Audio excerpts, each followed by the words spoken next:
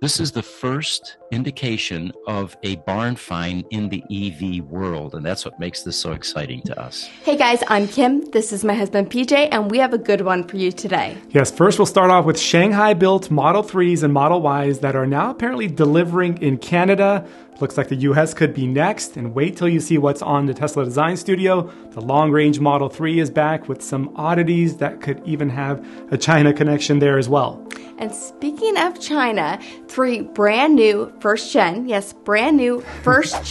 Tesla Roadsters just showed up in a shipping container in China, and apparently they're in pristine condition with 0 miles on the odometer, and I have an exclusive interview with the man that's tasked with trying to sell them. All that and more starts right now. So the long-range all-wheel drive Model 3 is back up on Tesla's website, but it has taken a 30-mile range hit, and it only qualifies for half of the US $7,500 tax credit. Yeah, it's missing a lot of stuff. It's been 8 months in the making, and a lot of people are saying, hey, is this the LFP batteries that are coming in from China? Maybe that has to do with it, with the tax credit being cut in half. Or are these the CATL batteries? Maybe these are Project Highland that everyone's counting down to. Yeah, it's really interesting. So I was looking on the website actually, and it looks like if you were to order it now, there's about a 1-month lead time before you can actually get it. So we'll be finding out some of these answers soon, but it's listed at 325 plus miles of range versus the 358 miles that it had previously. And I just think it's really interesting because I remember when it was initially pulled from Tesla's Design Center website, Elon had tweeted that it was because they had this huge backlog. But now all of a sudden it's back again, and it's like, what happened to the range? It's kind of like, you know, there's some contradictory stuff going on here. There's some stuff going on. You don't expect a long range to come out almost a year later and then have less range, right? That's the one that you expect every year to get a little boost in range. Maybe there's a cost-saving element involved in this, and that's kind of what we're going to get to the bottom of. Of course, the lesser range rear-wheel drive Model 3s with LFP batteries out of Shanghai are already delivering here in the US, and those have a lesser tax credit, about half the tax credit. That's why people think these long-range ones are also going to be LFP-based. But when you look at LFP-based batteries, they're usually heavier, and they usually have slower 0 to 60 times. These Model 3s are about the same weight, and they have the exact same 0 to 60 times. So I checked Tesla's website, and actually the specs section was left blank, so we really don't have a lot of details at this point. But I will say if there was a big battery change, they would have to submit that so that the EPA could test it again and get the accurate ranges, which might be why it says 325 plus miles right now. So it could mean that these cars have the LFP batteries that are made out of China, but it could also mean that it's just a different chemistry altogether. Maybe it's the Chinese-made NMC batteries, which are from LG that Tesla uses in their international market cars for their performance models and also for their long-range models. You've got to keep in mind with the Shanghai Gigafactory, they have the production capacity of 1.1 million cars. So they've got a lot of breathing room there to produce cars. So in some ways, maybe that's what they're thinking. They can bring in cars. It could be cheaper on that end.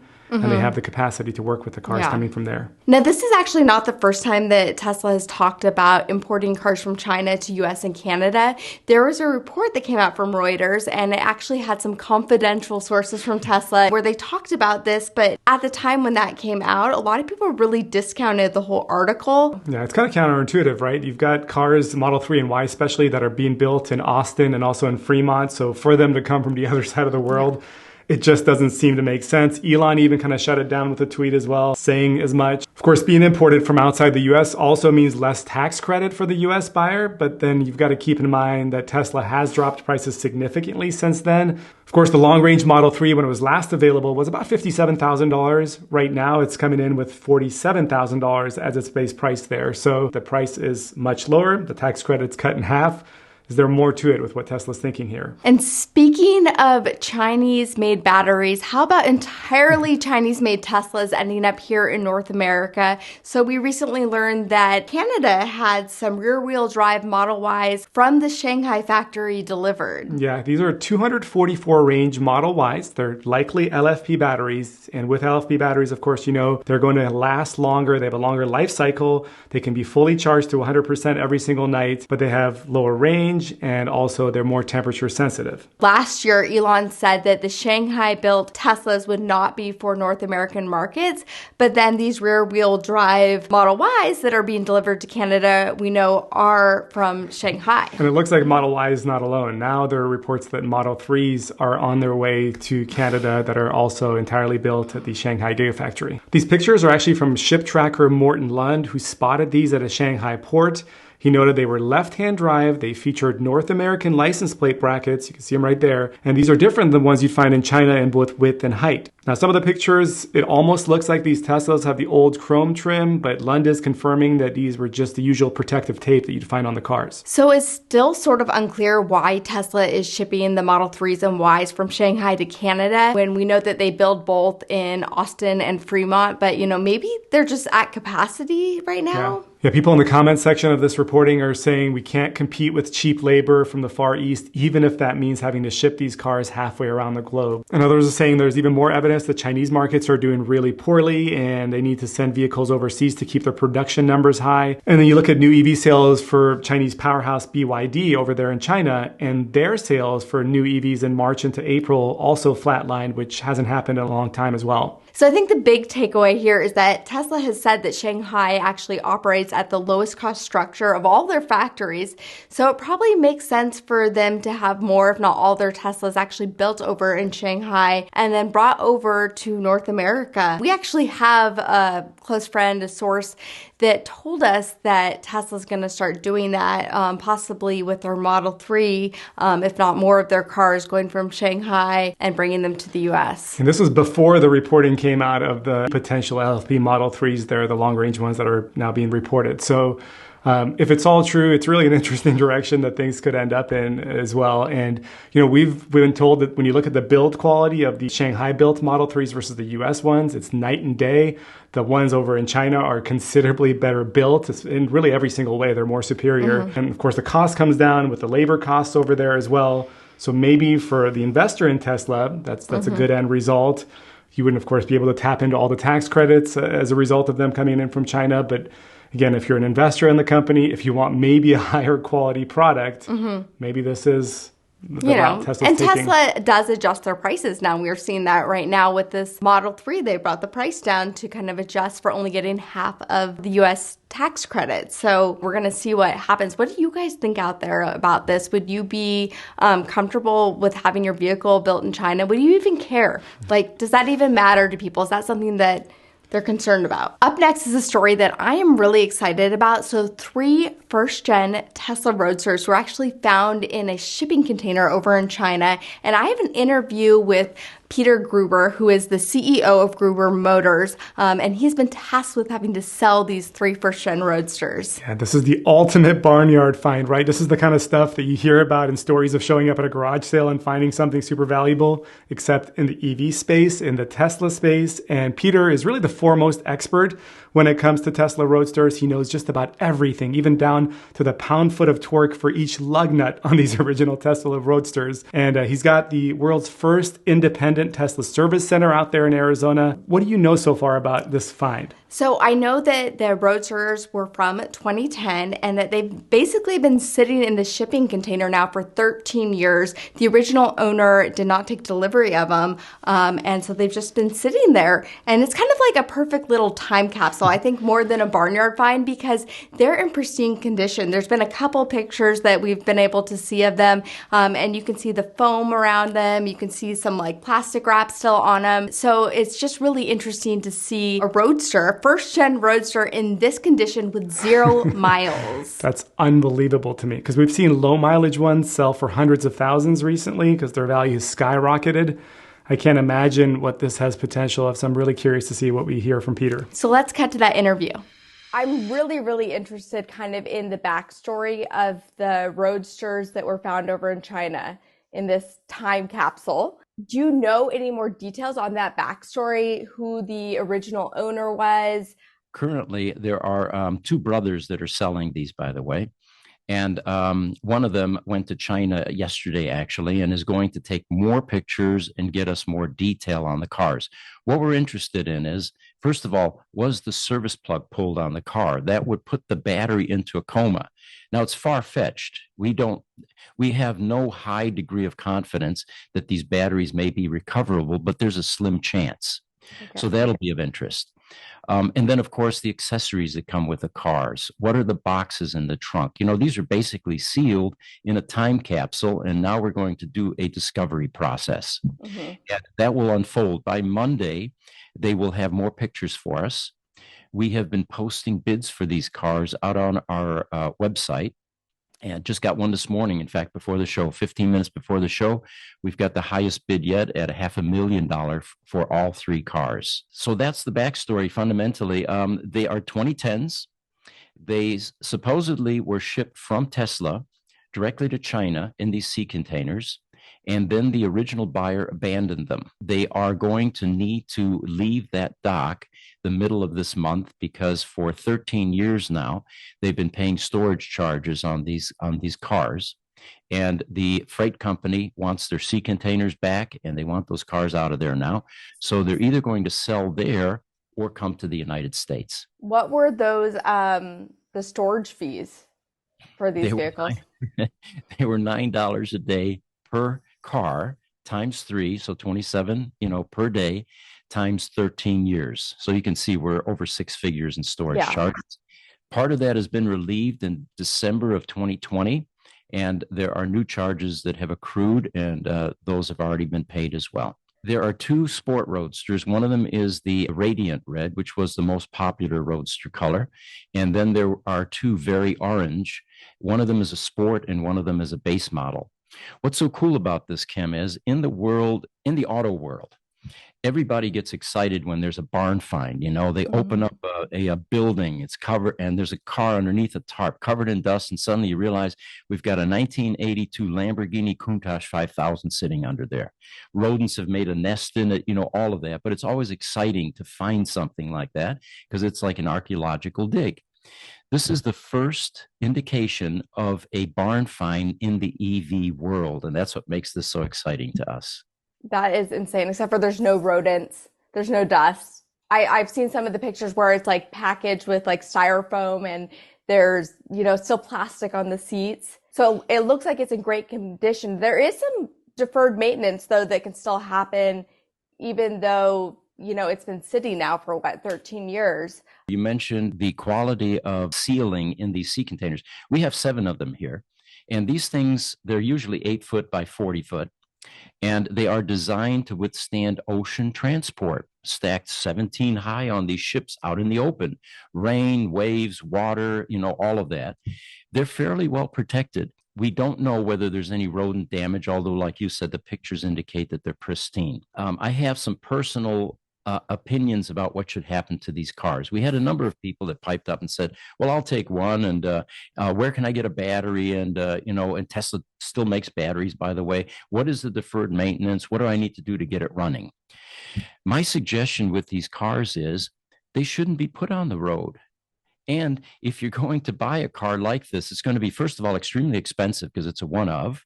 And then as soon as you start driving it, your value, your equity evaporates in the car because now it becomes a daily driver. If your goal is to get into a Roadster, buy one of the ones that we have on our matchmaking site. There are over 35 of them out there for sale. This particular car is, of course, rare. And these cars, I think, have that same kind of pedigree. What I would prefer is that somebody like Elon steps up to the plate and says, these are our first generation cars. They're iconic. They're part of my company's history.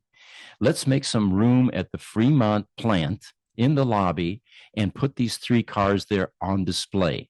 Now, with these cars in China, yes, they have deferred maintenance. The power electronics modules need to be rebuilt. The electrolytic capacitors are now 13 years old and they have an 8-year shelf life.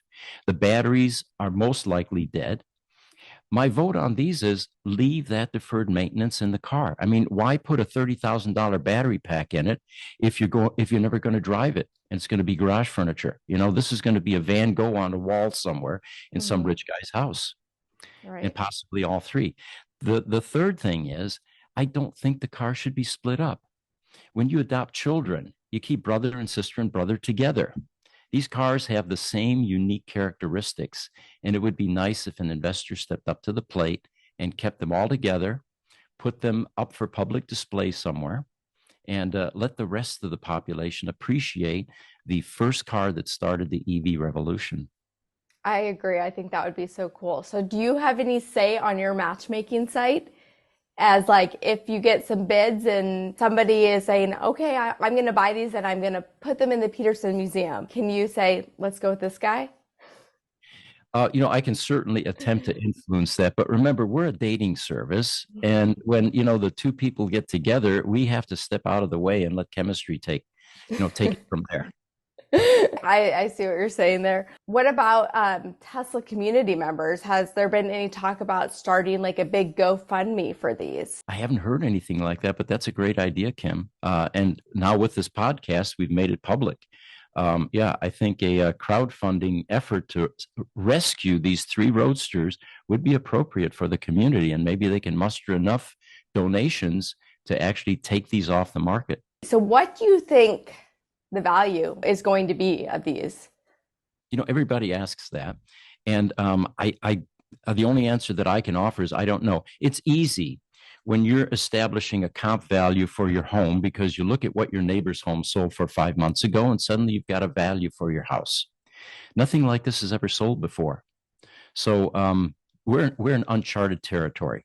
The other thing that sometimes happens with rare items like this, and this happened at the Barrett-Jackson auction 3 or 4 years ago, there were 2 Tesla Roadsters that crossed the auction block that day, which is very rare because Barrett doesn't sell Roadsters typically. One was a Fusion red, bright red. One was a Thunder gray. The red one went first. At that time, Roadsters were selling for $45,000. It got up past 45, got all the way to $93,000. And we were all astonished saying, oh my God, is this going to set a new record for Roadsters? Then the Thunder Gray went up for sale immediately after that. It sold for $45,000. The lesson there is when you have 2 rich people bidding on the same thing, the price can go anywhere. We don't know. And you said you already have 1 bid in, or how many bids do you guys have so far? We have 6 or 7 currently, and the one that came in this morning actually took it from $225,000 for all 3 cars up to $500,000 for all 3. What is that process like? Is there like a certain amount of time? Is it like eBay where it's like the auction is going for, a month? That's the other advantage with our listing service, with our Roadster matchmaking service. We don't have a reserve. We don't get in the way with commissions, attempting to get into the income stream. We don't get involved in the price negotiation. And the best part is our listings run until sold. Until that seller feels comfortable with the price or the buyer, it doesn't get sold. So if you were going to guess, I know you're like, I'm not really sure. If you were going to guess what the value for these 3 Roadsters as a package, because hopefully they'll go as a package. All right. Well, if it's a WAG, I'm going to say just over $1 million. I think they're worth that. And of course, today, think about this. This is the first car that started the EV revolution. It's going to continue to grow in value. They're already collectible. What will this car be worth in 5 or 10 years? And I think that's what the astute investor is going to look at. Jay Leno once said because he gets accused of spending too much on his cars occasionally, right? Mm-hmm. And he says, I don't mind. He says, I just bought it a little bit too early. I mean, I think they're fantastic. I wish I owned one of these original Roadsters. I will say when we first got into Tesla, we saw some for sale. My husband's kind of in the corner in the room, but we saw some for sale that were pretty decent prices compared to what they're going for now. And I'm like always kicking myself that we didn't just do it just to have it and have it as like a piece of art, maybe make a couple videos with it. But I think they hold such a place in history, especially for us that are interested in Tesla and electric vehicles now. My advice is, if anybody wants to get into a Roadster, check out our matchmaking site, get yourself a driver. These cars are going to be in a completely different league. Don't worry about deferred maintenance. This is going to be a rare piece of art that you're going to be able to hang on your wall. You should never put this on the road or drive it, or even bother with the deferred maintenance, because what's the point if you're not going to drive it? It's kind of like that, 1869 bottle of Chateau Lafite wine. Hmm. We all know that that bottle, it's a $230,000 bottle, by the way. We all know that the wine inside is turned to vinegar, but the value keeps going up every year. It's in someone's collection. No one's going to really drink that car. Right. Because this is not like an early VIN. These three vehicles are not early VINs. They're kind of in the middle of when Roadsters were being built. So really that value is with the 0 miles. Exactly. And I'm kind of glad you mentioned that, because we sold a Roadster in February of last year, and it was a low VIN. In the world of Roadsters, there are the Signature Series, which are the first 100 in the US or 250 in Europe. This was VIN number 13. And the second pedigreed item was it had 894 miles on the odometer. That car broke all Roadster sales records at $295,000. Now, granted, like you say, these cars are not low VINs, but the fact that they have no mileage, that they're unused, that they are untitled even, makes them extremely special regardless of the VIN run. Interesting. So how many Roadsters were built altogether? There were 2412 that were built, and 1,500 in the US, the rest around the world. Anybody that's interested in seeing how many are left, that's the next question typically. Yeah. We started a Roadster Census on our website, grubermotors.com. So if anybody wants to see the remaining Roadsters in the world, there are about 2,000 accounted for now, which surprised us, and it's on our website. That's when I saw that you also have a list of celebrity-owned Roadsters. Yeah.